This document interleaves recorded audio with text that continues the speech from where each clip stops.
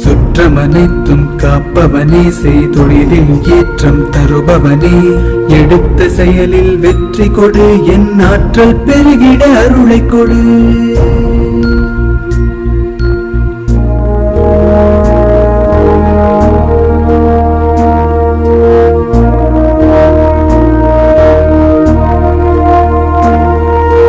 கருவாக்கி உருவாக்கி எனையாண்டு காத்தருளும் இறைவா நன்றி.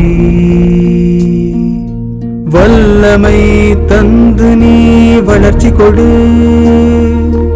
அகத்திலும் புறத்திலும் மலர்ச்சி கொடு.